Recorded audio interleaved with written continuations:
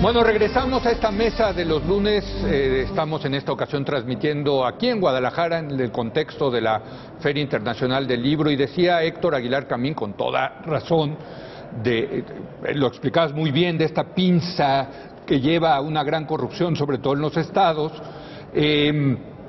Bueno, yo no quitaría de un lado también la conexión con la federación, No, por sí cierto, con el gobierno federal, claro, porque ahí hay también muchos temas de licitaciones y de proyectos importantes.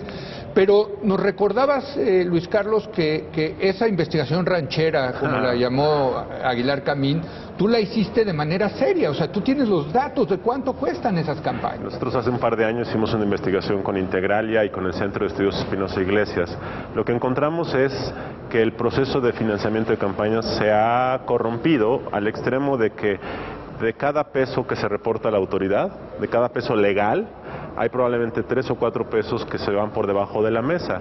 Quiere decir que el reporte público del financiamiento de las campañas en México, que a muchos escandaliza, que es básicamente el dinero que el INE le da a los partidos, hay 3 veces más, por debajo de la mesa. ¿De dónde vienen esos 3 veces más? De desvío de recursos públicos, de contratistas que quieren hacer negocio futuro con el gobernador o el presidente municipal, y de dinero de fuentes desconocidas, que puede ser el crimen organizado. ¿Por qué están costando tanto las campañas? Por la liquidez de la economía del petróleo. Eso inundó las arcas de los gobiernos estatales en la década pasada. Entonces los gobernadores no sabían en qué gastar. No había control, no había uso de excedentes presupuestarios. Empezaron a gastar en campañas, porque gastar en una campaña de tu sucesor es una forma de comprar impunidad. Claro. Segundo, porque los mecanismos de licitación de obra pública son inciertos, y entonces muchos contratistas dan 20 millones a un candidato y le va a regresar 40, 50 o 60. Entonces lo que ha generado, y otro tema son los medios de comunicación. Claro. Cuesta todo. Sí. Todo cuesta. En tiempos de campaña cuesta todo. Todo. Las entrevistas cuestan, todo cuesta. Entonces, sobre todo la prensa escrita regional ha visto en las campañas una oportunidad de negocio. Entonces se acercan, te piden un convenio de publicidad, y hay muchos candidatos que deben gastar 70, 80 millones nada más en distribuir dinero a medios locales. Entonces, el clientelismo electoral y la movilización del voto, el llamado día D, que es sacar a la gente a votar, te puede costar decenas y decenas de millones de pesos. Pero en tratan efectivo. de comprar el voto. Y también, yo creo, Sí. ya Son puestos en el camino. Son de las dos, es movilizar el voto con tamales, Sí. es decir, invitando a desayunar a doña Lencha y que doña Lencha lleve a todos, y también dando dinero. Claro. Todo esto, que lo hacen todos los partidos, ha encarecido enormemente. Mientras el INE y el discurso oficial sigue siendo que el financiamiento público es predominante, en la realidad el financiamiento privado de fuentes desconocidas es predominante desde hace mucho tiempo. El gran problema es que un gobernador gana y debe 500 millones en favor. El tope promedio de una campaña de gobernador en México es de 50 millones. Hay algunas entidades que como... Tope legal. El tope legal. Promedio, hay algunas de 20 y otras de 200, pero el promedio es 50. En promedio están gastando, como dices tú, y yo lo corroboré en muchas entrevistas que hicimos para este estudio, cuestan 500 millones, 600 millones. Entonces tú ya llegas con una deuda de 550 millones de favores políticos. ¿Cómo los pagas? Les voy a platicar una anécdota que me platicó un secretario de un ayuntamiento del Estado de México. Fue entre 2010 y 2013, textual, y esto dice, mira Luis Carlos, en este municipio el tope de campaña para alcalde era de 2 millones, gastamos 100. Esto ocurre en algunas ciudades con alta actividad económica, como Benito Juárez en Quintana Roo. Dice, el primer año nos dedicamos a pagar a los que nos pagaron. ¿Cómo pagas? ¿Con obra pública, con contratos o con dinero de la caja? Segundo año nos pidieron dinero para la campaña del gobernador.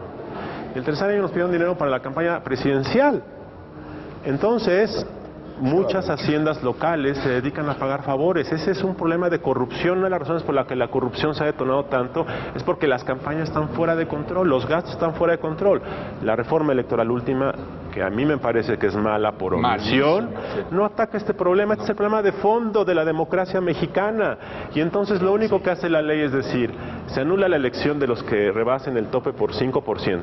Los topes se rebasan por 500%. El problema es que nadie paga campañas con tarjeta American Express, y por lo tanto es indetectable, y por lo tanto no va a solucionar nada de este problema. Javier.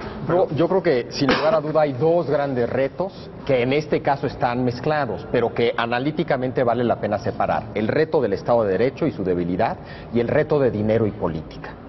son dos temas que en este caso, por el tema de la corrupción, se mezclan, pero no necesariamente se tienen que mezclar. Estados Unidos tiene un serio problema de dinero y política y cómo el dinero ha corrompido la política sin que necesariamente haya ese tipo de corrupción. Pero no hay nada ilegal. Pero es público.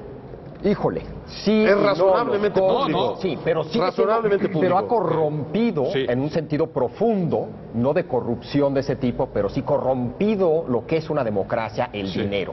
En México creo que tenemos ese problema y además un problema de Estado de Derecho que se mezcla con la corrupción que hay en la política. Entonces, este decálogo que presenta el presidente sí, sin duda, habla del problema del Estado de Derecho, pero no se mete, en parte porque no hay un reconocimiento de responsabilidad política, al tema de dinero y política, tanto la parte, entre comillas, lícita, como la parte totalmente ilícita que está detrás. Ahora, Entonces, yo te voy a tal decir vez era... ¿Qué me preocupa de esto? Que hemos tratado de resolver esos problemas, creando grandes burocracias que ahora van a fiscalizar en tiempo real. Pero hemos tratado, Leo. Hemos A tratado. ver, yo quiero regresar al tema que hemos discutido acá. A ver, por favor, ya no hagan más burocracias, más fiscales, anticorrupción, ciudadanos, Háganlas autónomos, bien. etcétera. No. Háganlas bien. Empecemos con esto que hemos venido diciendo, de las declaraciones patrimoniales Bueno, el presidente que se empezó. hagan públicas y, como lo ha dicho Luis de la Calle y lo ha dicho bien, acompañadas de la declaración de impuestos que también se haga pública. Desde luego el tema de las declaraciones, de los impuestos y de las patrimoniales, como Sí. lo hizo el presidente, desde Sí. luego. Pero mientras hablaba Luis Carlos, pensé en Iguala. Y dije, bueno, lo que explica la llegada de Abarca, o sea, de un jefe de criminales a la Iguala, es lo mismo. Puso dinero, tuvo dinero, pagó su campaña, ganó la campaña con el dinero que puso, pero el dinero venía, en este caso, del crimen organizado. Sí. ¿Le ha sucedido a la izquierda esto? En 2 estados ya, en Michoacán y en Guerrero. A lo mejor tiene que ver algo con que la izquierda en general no tiene los otros dos fuentes de recursos para estas campañas que mencionó Luis Carlos.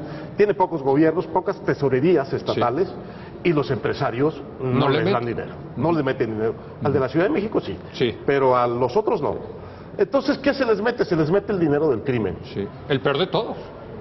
Te acordarás que el argumento clave de la reforma política del 97 para darles dinero público a los partidos era que no se metiera el dinero privado para evitar la compra de los gobiernos, que no se metiera dinero ilícito del propio gobierno, la tradición del PRI, y que no se metiera muy puntualmente el dinero del narco. Bueno, pues se nos metió hasta Iguala, hasta la cocina. Y de ahí, de ese vicio del proceso político, es que se deriva, tarde o temprano, la conducta criminal Ahora, del gobierno democráticamente electo de Iguala, ¿eh? El jueves pasado estaba ahí en Palacio Nacional toda esa clase política que es producto de esto. Los gobernadores, el propio presidente, en fin, ahí estaba. Y lo que escuchamos es un discurso que no atiende ese problema. O me parece que no atiende ese problema. No atiende ese problema. Bueno, pero ¿cómo se resuelve ese problema entonces? Porque si los dejamos a ellos, pues ellos van a seguir en la comodidad o no. Pero ¿cómo Cómodos no están. ¿Con cuáles Cómodos otros- no, con ya cuáles fueron otros? incómodos van a a ver, seguir. Leo. Sí. Primero no los puedes quitar a ellos. No los puedes quitar. No. Entonces, es con ellos con los Es con lo con que hay que ellos, hacer. así es. Lo que hace falta es que esa misma gente haga la reforma. Sí. Me dirás, eso es imposible porque va contra sus intereses. Te responderé. Sí. Parecía imposible que la clase política priista hiciera la reforma democrática que pudiera poner en riesgo su hegemonía. Y en 1982 no había la menor posibilidad de eso. Y estábamos a 18 años de que hubiera una transición democrática. Pero hubo decir, en el camino hubo crisis económica y hubo todo, levantamientos hubo todo. sociales. Pero es con la estructura y con los políticos existentes con quienes puedes reformar. Es imposible plantearse la hipótesis de que de pronto los vas a quitar y van a entrar otros y esos otros sí lo van a hacer. Son los que son. No es así. Sí, pero ellos tienen que tener la capacidad de reformarse. Se tienen que sentir presionados. Ese es el punto.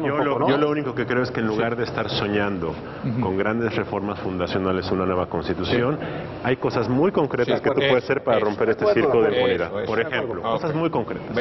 Por ejemplo, tienes que eliminar todas las partidas de libre asignación en los presupuestos, porque esto te ha colocado a los congresos como súbditos y de los gobernadores. Cómplices. Entonces, las partidas de libre asignación y las partidas de gestoría, que son lana para comprar voluntades en los congresos, deben desaparecer. Prohibirlo. El otro día un legislador del PRD me dijo: Luis Carlos, si hacemos eso, se nos levantan en revolución los legisladores. Es a tal nivel la adicción. Tú cortas esos fondos que son insignificantes dentro del presupuesto y rompes una cadena de complicidad. Segundo, tienes que prohibir la publicidad oficial a los medios de comunicación, porque se han vuelto también cómplices. Y mientras la prensa local no esté diciéndole lo que hace el gobernador, no se va a romper el círculo de impunidad. Bueno, y la federal en algunos veces. Y la federal también. Yo creo que lo único que debe haber son campañas de interés público. La publicidad oficial no tiene sentido. En estos últimos días, bueno, todos los días en la prensa escrita uno ve cuántas gacetillas de 8 o 9 gobernadores que se repite la misma foto en 9, 10 periódicos. Esos periódicos, por supuesto, no hablan muy mal de esos gobernadores. Eso se repite más en los gobiernos locales y entonces no tenemos el sistema de alertas. 3, hay que discutir el sistema de financiamiento público. El INE va a ser un buen sistema de fiscalización en línea. El problema es que va a fiscalizar la punta de un iceberg, porque es lo único que se reporta, y todo lo que está abajo nadie lo va a ver, entonces no sirve de mucho. Pero eso. ¿cómo le entrarías a eso? Tienes que atacar el problema de los medios de comunicación, tienes que atacar el problema de la licitación de obra pública. El día que un contratista diga: le voy a meter 10 millones a Héctor, pero Héctor no me puede garantizar que me va a dar el contrato dentro de 1 año y medio, yo dejo de meterle lana a Héctor. Entonces, la única forma de romper este quid pro quo corruptor de las campañas es que la asignación de obra pública sea tan impecable en todos lados que sea muy difícil para un candidato pagarte políticamente en el futuro. Esas 3 o 4 cosas más, las haciendas locales, como revisar el uso de los recursos, son 4 cosas que no necesitas una Comisión Nacional Anticorrupción para empezar a romper la impunidad. Y yo insisto, lo de las declaraciones patrimoniales, porque lo voy a traer de caballito de batalla, declaraciones patrimoniales y declaraciones de impuesto públicas de todos los funcionarios, de todos los representantes, o sea, todos los funcionarios que se eligen por el voto popular. Ahora, todo esto que dijo Luis Carlos tiene que ver, y no tiene que ver con el Estado de Derecho, pero porque muchas de las cosas que ha dicho él no son todavía ley. O sea, no obligan a nadie.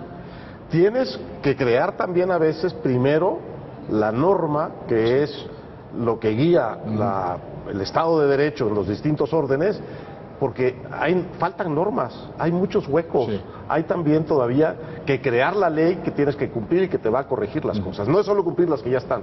Ahora sí, Javier, lánzate. Perdón, Javier. No, para nada. Es curioso, si pasamos al decálogo, efectivamente es un decálogo que está diseñado para atender una serie de problemas en nuestro Estado de Derecho.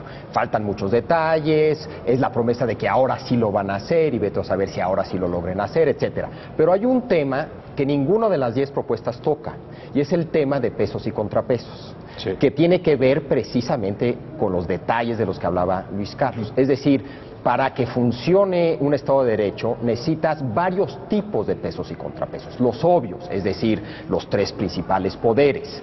Dentro de cada poder, auditorías que realmente funcionen. Los pesos y contrapesos que ofrece la sociedad civil organizada. Los pesos y contrapesos que ofrecen los medios. Todo el tema de pesos y contrapesos, que es fundamental para el buen funcionamiento de un Estado de Derecho, realmente no hay nada en las propuestas del presidente que vaya ese tema. ¿Por qué? Porque pues efectivamente ahí es donde hay menos tal vez voluntad política, por obvias razones que ya nos describió tanto Héctor como Luis Carlos, de entrarle en serio a ese tema, ¿no? Bueno, es impresionante que a estas alturas el Congreso no tenga una comisión para investigar el caso del elefante blanco, es decir, el elefante en la sala, es decir, la Casa Blanca, ¿no?